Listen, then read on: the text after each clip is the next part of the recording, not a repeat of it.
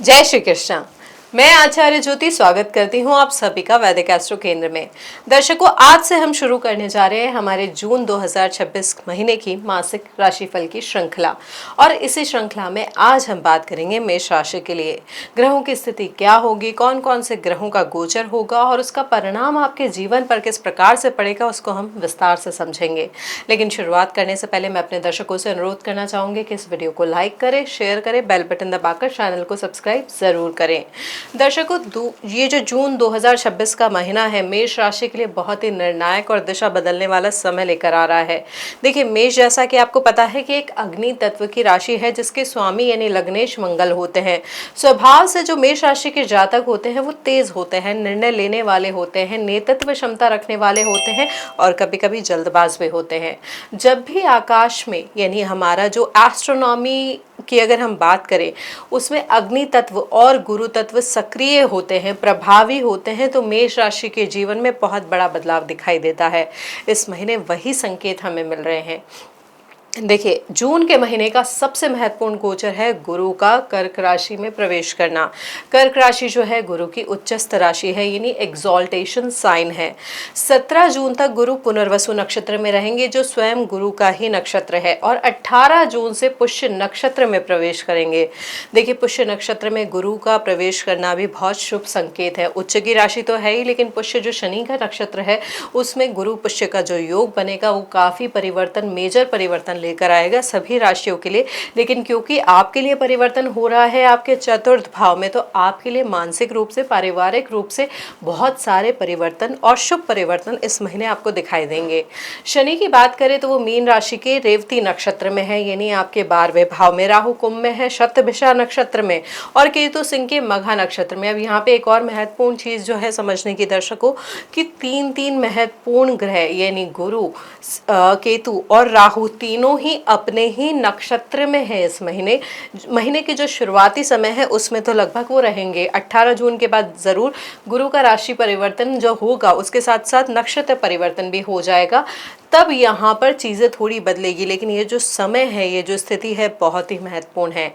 अब देखिए, मंगल की बात करें, लग्नेश की बात करें तो वो अपनी ही राशि में यानी लग्न में बैठे हैं जो पूरे आत्मविश्वास के साथ आपके जीवन को नई दिशा दे रहे हैं। और 20 जून को वो वृषभ में यानी आपके दूसरे भाव में प्रवेश कर जाएंगे।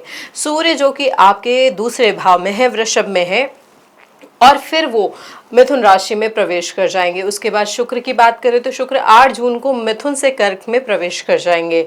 बुध जो है 22 जून को कर्क में जाएंगे और 29 जून को वो वक्री हो जाएंगे। अब यहाँ पे एक और योग की अगर हम बात करें, कर्क राशि में गुरु, शुक्र और बुध की युति यानी कंजंक्शन, साथ ही शनि मीन से गुरु को त्रिकोण दृष्टि से भी देख रहे हैं। तो तीन बड़े बड़े ग्रहों का अपने नक्षत्र में होना, ग्रहों का राहु केतु अक्ष के भीतर आ जाना, जिसे हम सामान्य भाषा में काल सर्प दोष कहते हैं। तो यहाँ पे देखिए, इसको दोष ना समझे, इसको योग भी समझ सकते हैं। कई जो महत्वपूर्ण हस्तियां रही हैं उनकी कुंडली में यह योग प्रभावी था जिसने उन्हें जीवन में काफी ऊंचाइयां दी है। तो यहाँ पर देखिए, जो प्रभाव है ग्रहों का जून के महीने में बहुत ज्यादा परिवर्तन की तरफ इशारा कर रहा है। यहाँ पर मनोवृत्ति बदल सकती है और घटनाओं में तीव्रता भी आ सकती है। अब हम इस चीज को अगर समझे वृहद परिणाम को, तो 1 से लेकर 8 जून के बीच का जो समय है आपके लिए घर, जमीन, किराए या ऑफिस शिफ्ट जैसे मामलों में ठोस निर्णय का बनता दिख रहा है। इस अवधि में शुक्र मिथुन में रहेंगे, मंगल लग्न में सक्रिय रहेंगे, इसलिए मानसिक स्तर पर भी आप असामान्य रूप से स्पष्ट रहेंगे, क्लैरिटी रहेगी आपको।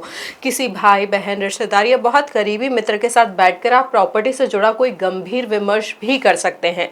पिछले 6 से 8 महीनों से यदि आप घर खरीदने या निवेश की सोच रहे थे लेकिन कोई दिशा नहीं मिल रही थी, तो यह जो जून का शुरुआती समय है उसके बीच अचानक एक अवसर सामने आ सकता है। यह अवसर आपको किसी जान पहचान वाले व्यक्ति के माध्यम से आएगा, ना कि किसी अनजान एजेंट के जरिए।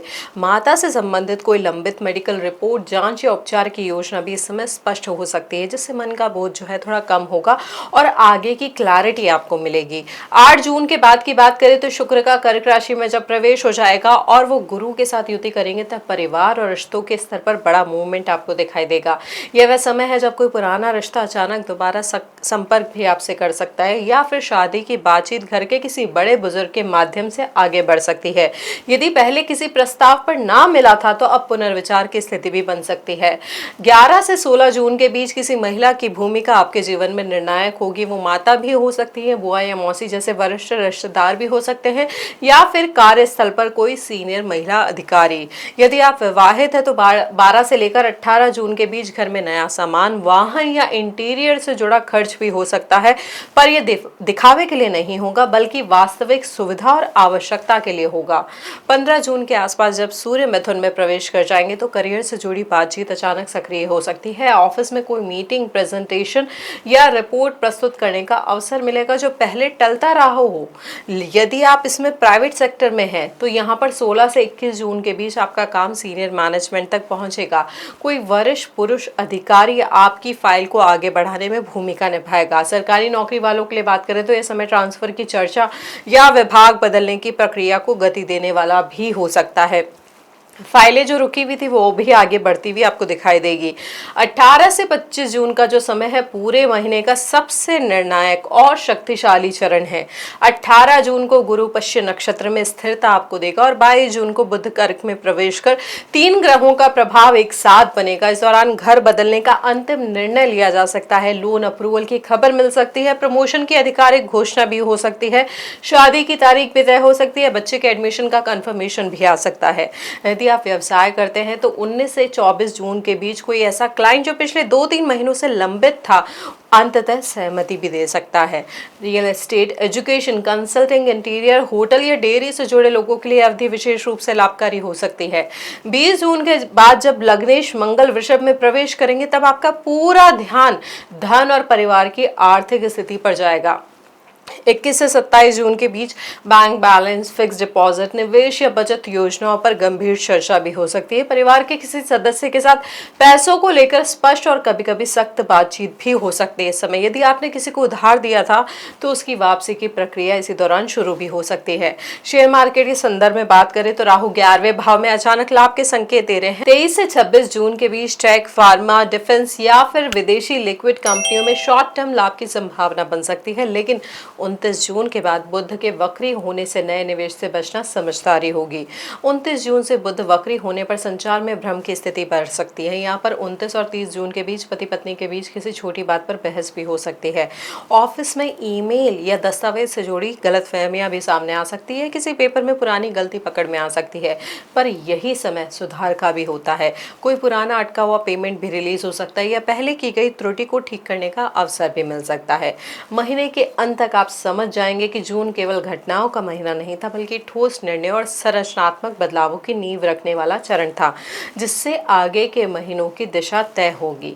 तो दर्शकों, ये था हमारा वृहद स्तर पर परिणाम जून में मेष राशि के लिए। अब हम बात करेंगे इंडिविजुअल लेवल पे, यानी आपके जो जीवन के आयाम है उस पर यह महीना क्या प्रभाव लेकर आएगा।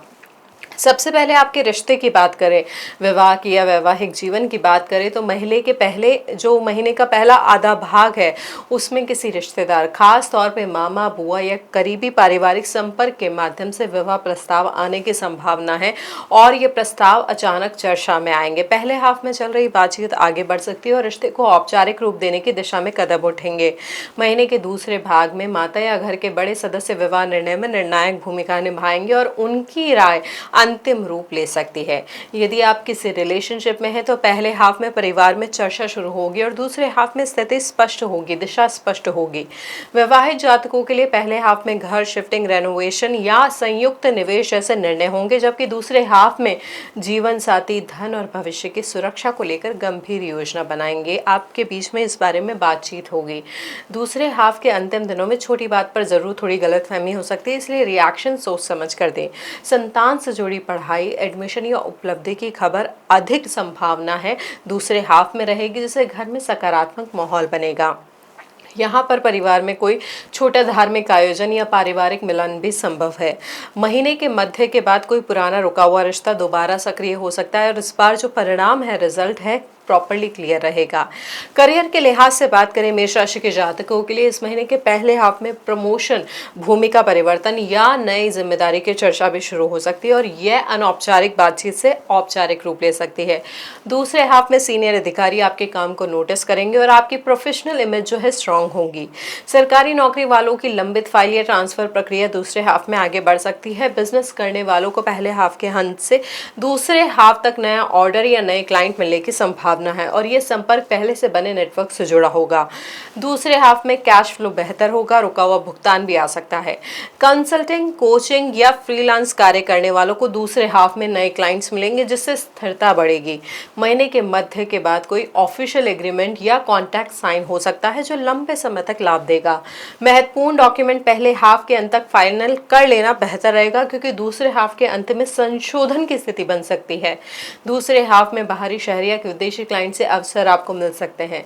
करियर से जुड़ा जो बड़ा निर्णय है, अधिक संभावना है कि दूसरे हाफ में परिवार की सलाह से लिया जाएगा। शिक्षा की बात करें और प्रतियोगी परीक्षाओं की बात करें तो पहले हाफ में रिजल्ट, इंटरव्यू, कॉल या चयन की सूचना मिलने की संभावना है जिससे आपका कॉन्फिडेंस बढ़ेगा। दूसरे हाफ में जो आपकी आगे की तैयारी है या जो आगे की पढ़ाई है उसमें आपको स्पष्टता आएगी, जटिल विषय समझ में भी आने लगेंगे। यहाँ पर शिक्षक या मेंटर से महत्वपूर्ण मार्गदर्शन भी मिल सकता है जो आपकी स्ट्रैटेजी को बदल देगा। यहाँ पर एडमिशन कंफर्मेशन या फीस जमा कराने की प्रक्रिया भी महीने के अंत तक पूरी हो सकती है। रिसर्च या उच्च शिक्षा के लिए आवेदन दूसरे हाफ में करना अधिक सफल रहेगा।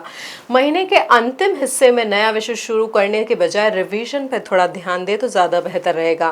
पहले हाफ में दिया गया मॉक टेस्ट अच्छा परिणाम दे सकता है और दूसरे हाफ के अंतिम दिनों में अपने कंसंट्रेशन को प्रॉपर रखना और टाइम को मैनेज करना बहुत जरूरी रहेगा। स्वास्थ्य के लिहाज से बात करें तो इस महीने के पहले हाफ में ऊर्जा और आत्मबल आपका उच्च रहेगा। आप एक्टिव फील करेंगे। यहाँ पर फिजिकल एक्टिविटी स्टार्ट करना जैसे जिमिंग करना या फिर योगा करना आपके लिए बहुत अच्छे परिणाम लेकर आ सकता है। दूसरे हाफ में गले, दांत या गर्दन से जुड़ी हुई हल्की समस्या उभर सकती है, इसलिए सावधानी रखें। और जो महीने के कुछ लास्ट के दिन है वहाँ पर नींद की कमी या थकान भी बढ़ सकती है, इसलिए मानसिक शांति अपनाने का प्रयास करें और स्थिरता लेकर आए अपने जीवन में। इसके लिए खान पान को संतुलित कर सकते हैं और जैसे हमने कहा एक्सरसाइज ज़रूर करें। योग कर सकते हैं तो योग करें, किसी योग्य शिक्षक के साथ ये करें। यहाँ पर तनावपूर्ण बहस से अपने आप को दूर रखना है या सामंजस्य पूर्व उसको समझना है और संभालना है। शेयर मार्केट की बात करें तो यहाँ पर ये जो महीना है इसका दूसरा हाफ आपके लिए बहुत अच्छे लाभ की संभावना दिखा रहा है। टेक्नोलॉजी और फार्मा सेक्टर में दूसरे हाफ में आपके लिए सकारात्मक संकेत दिख रहे हैं, लेकिन कोई भी इन्वेस्टमेंट बिना सोचे समझे ना करें। स्ट्रैटेजिकली उसकी परफॉर्मेंस देखें और उसके अनुसार ही उसमें इन्वेस्ट करें। महीने के अंतिम हिस्से में नई एंट्री लेने से बचना बेहतर रहेगा। यहाँ पर पहले हाफ में लिया गया सोच समझ कर बेसिकली लिया गया निर्णय आपके लिए लाभदायक होगा और दूसरे हाफ के अंतिम दिनों में बाजार में उतार चढ़ाव बढ़ सकता है, इसलिए सतर्कता जरूरी होगी। दर्शकों, रियल एस्टेट में दूसरे हाफ में सकारात्मक संकेत मजबूत दिख रहे हैं तो परिवार के साथ संयुक्त निवेश की चर्चा की संभावना भी इस समय बढ़ सकती है। ये ध्यान रखिए कि जोखिम लेना, यहाँ पर समझदारी से आप जोखिम जरूर ले सकते हैं लेकिन इम्पल्सिवली इन्वेस्टमेंट ना करें। विदेश यात्रा के संदर्भ में बात करें या सेटलमेंट के संदर्भ में बात करें तो यहाँ पर आपके लिए महीने के उत्तरार्ध में डॉक्यूमेंटेशन में तेजी आ सकती है और उसके अच्छे परिणाम भी दिखाई दे रहे हैं। योग जो है आपके फेवर में दिखाई दे रहे हैं। दूसरे हाफ में इंटरव्यू, कॉल या ऑनलाइन मीटिंग भी संभव है। तो यहाँ पर जो यात्रा के संदर्भ में जो प्रयास दिख रहे हैं या योग दिख रहे हैं बहुत अच्छे दिख रहे हैं। विदेश यात्रा से आर्थिक लाभ या भुगतान जो है वो भी आपको महीने के दूसरे हिस्से में मिलने की उम्मीद दिख रही है। खास तौर पर जो जातक रिसर्च, मेडिकल या बैकएंड सेक्टर से जुड़े हैं उनको विशेष रूप से यहाँ पर अवसर मिल सकते हैं विदेशी मामलों में। तो यह जो महीना है निर्णायक और परिणाम देने वाला दिख रहा है। तो दर्शकों, ये है बेसिकली विश्लेषण आपके जीवन का मेष राशि के जातकों के लिए जून महीने का। अब उपाय की जो बात करें, जो हम आपको हर बार बताते हैं ग्रहों की स्थिति के आधार पर किस महीने आप क्या करके अपने जीवन को सही दिशा दे सकते हैं, ग्रहों के परिणाम को और अच्छा कर सकते हैं। क्योंकि देखिए गुरु इस महीने आपके केंद्र में बैठे हैं, उच्च होके बैठे हैं, इसलिए उनसे प्रार्थना करना, उनसे गाइडेंस लेना, उनसे डायरेक्शन लेना बहुत अच्छा रहेगा। इसलिए गुरुवार को ओम ब्रह्म बृहस्पतये नमः इसका 108 बार जाप ज़रूर करें। पीले वस्त्र या चने की दाल का दान ज़रूर करें। मंगल आपके लग्नेश है, तो इसलिए मंगलवार को हनुमान चालीसा इस महीने पढ़ना आपके लिए बहुत अच्छा रहेगा। और केतु पंचम भाव में है, तो गणपति अथर्वशीर्ष का पाठ भी आपको सही डायरेक्शन देगा। साथ ही आप चाहें तो शनि जो आपके 12वें भाव में है, उनकी ऊर्जा को संतुलित करने के लिए काले तिलों का दान कर सकते हैं। वास्तु उपायों की बात करें तो अपने ईशान कोण को साफ रखने का प्रयास करें और वहां पर हल्के रंगों का प्रयोग करें। क्रीम रंग का प्रयोग करना वहां पर शुभकर माना जाता है। दक्षिण दिशा में भारी वस्तुएं रख सकते हैं, लेकिन ये ध्यान रखें भारी वस्तुएं जो रख रहे हैं वो कबाड़ ना हो, जंग नहीं लगी हो उनमें, या बेसिकली ऐसा सामान जो यूटिलाइज नहीं हो रहा हो। आप यहाँ पर खराब इलेक्ट्रॉनिक अप्लायंसेस तो बिल्कुल ही ना रखें। तो ये जो छोटे छोटे उपाय हैं, इनको अपना कर आप जून के महीने में अपने ग्रहों के प्रभाव को और अच्छी दिशा दे सकते हैं। तो दर्शकों, जून 2026 जो है मेष राशि के लिए स्पष्ट रूप से 2 चरणों में बटा हुआ है। पहला हाफ जो है तैयारी और पहल का है, और दूसरा हाफ जो है परिणाम और स्थिरता का है। जो निर्णय आप पहले हाफ में सोचेंगे, लेंगे, उनका ठोस परिणाम दूसरे हाफ में सामने आएगा। संतुलन, धैर्य और व्यवहारिकता इस महीने आपकी सबसे बड़ी ताकत रहेगी। अगर आपको ये विश्लेषण उपयोगी लगा हो तो इस वीडियो को लाइक करें, चैनल को फॉलो जरूर करें और अपने मित्रों के साथ साझा करें। मिलते हैं दर्शकों अगले राशिफल में। हरिओम।